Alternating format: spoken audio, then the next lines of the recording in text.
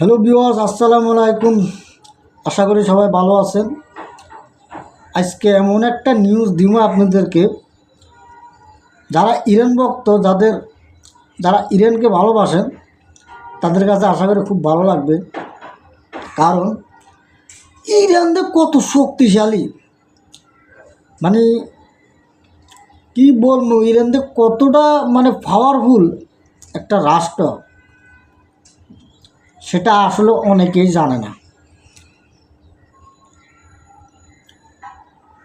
Iran উপরে সামরিক শক্তি মানুষকে যা দেখায়, মানুষ যা জানে তার চাইতো 5 গুণ বেশি। তাদের মাটির নিচে আর সাগরের নিচে তাদের সামরিক শক্তি গোডাউন করে রেখেছে।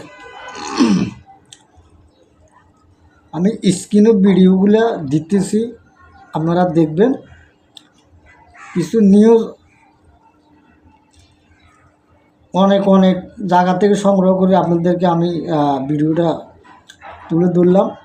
আশা করি ভিডিওটা দেখবেন।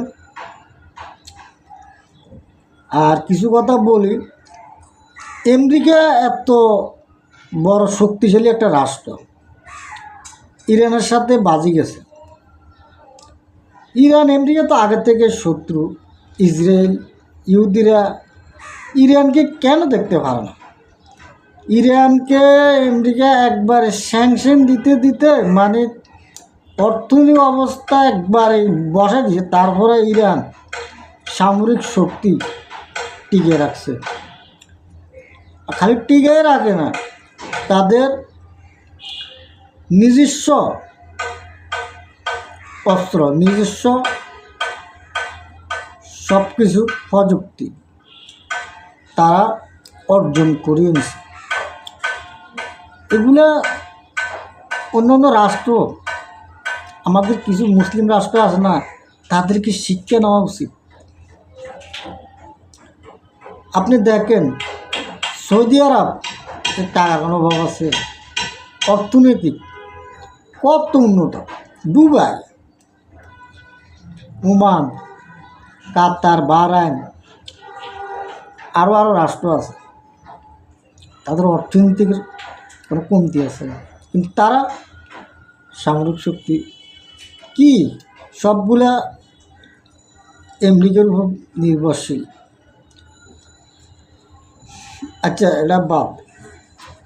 যেমন আমি পাকিস্তানের কথা কই, ইরানের পরে আছে পাকিস্তান। মুসলিম বিশ্বের মধ্যে আমি 2টা রাষ্ট্রকে ভালোবাসি। এক হলো ইরান, ফার্স্ট আমার ফেভারিট একটা রাষ্ট্র। 2 পাকিস্তান। রেজাগা সোদানা, আঙ্গ বাঙালি কিছু রেজাগা সোদানা। আরে যদি পাকিস্তানের মতো, আর যদি আমরা পাকিস্তান থাকতাম, আমার রাষ্ট্রটা পাকিস্তান রাষ্ট্র থাকতো, তাহলে নিজের গর্ববোধ মনে করতাম আমি। যে যাক বাদ, তারা হলো জ্ঞানী মানুষ।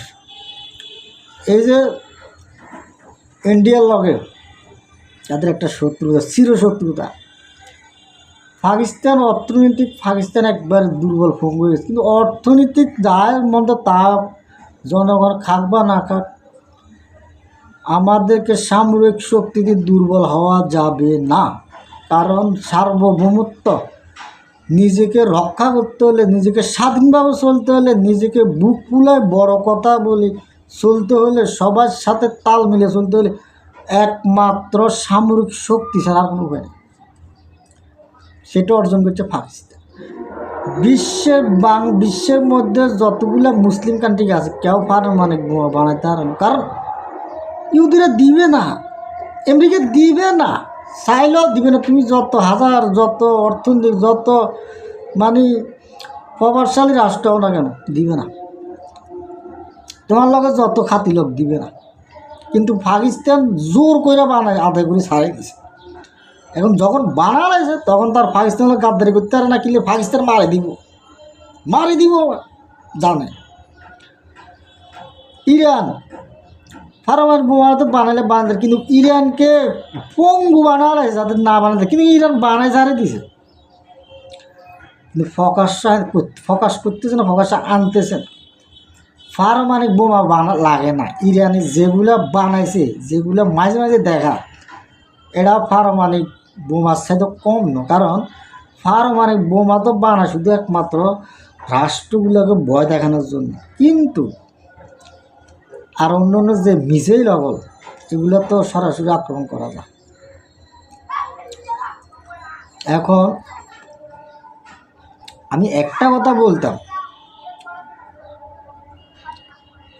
ইহুদিরা মুসলিম বিশ্বটারে, মানে মুসলিমগুলো যতগুলো মুসলিম রাষ্ট্র আছে এগুলারে তাদের আয়ত্ত লয়ে গেছে, কিন্তু ইরানকে নিতে পারে না, পাকিস্তানকে নিতে পারে না।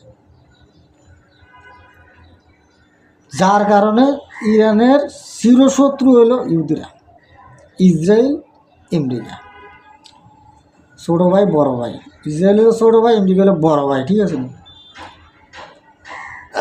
কিন্তু ফাইতেছে না ইরানের লগে। ইরানের উপর আল্লাহর রহমত আছে, ফাইতেছে না কেন?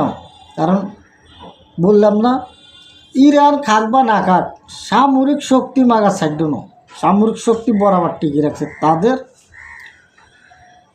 যা করার মানে করতে হইব ইহুদিদের সাথে, কীভাবে বিশ্বের সাথে চলতে হবে, একমাত্র একটাই হবে সামরিক শক্তি। ওরা অটুট রাখছে ইরান।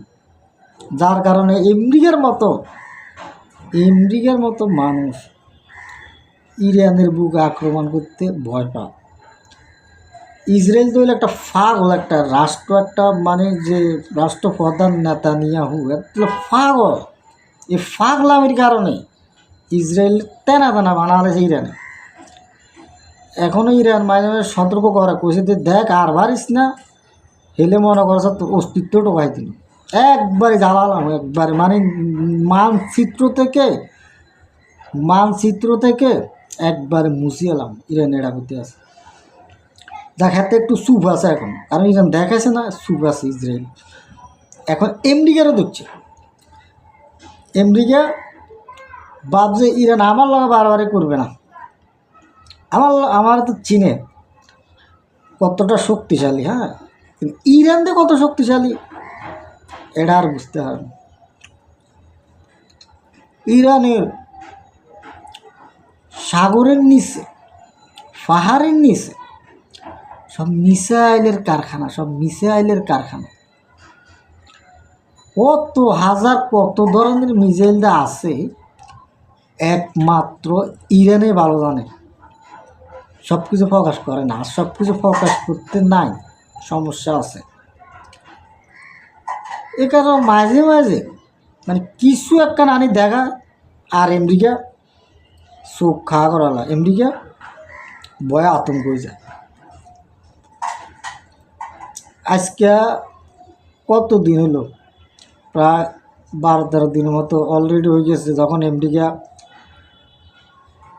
ভারত মহাসাগরে যুদ্ধ জাহাজ আনি একবার সামরিক শক্তি ব্যাগ ইরানের আশেপাশে বোঝা রাখছে। কিন্তু ইরান খালি একবার আক্রমণ কর, আমিও প্রস্তুত যে আমিও দেখাবো যে আমার কাছে কী আছে আক্রমণ কর। কিন্তু আমেরিকা তো একটা বিশ্বের মাঝে শক্তিশালী গোয়েন্দা সংস্থা, ইসরায়েল গোয়েন্দা সংস্থাও শক্তিশালী। তারা অবশ্যই টের পাইছে যে ইরানের কাছে কী আছে।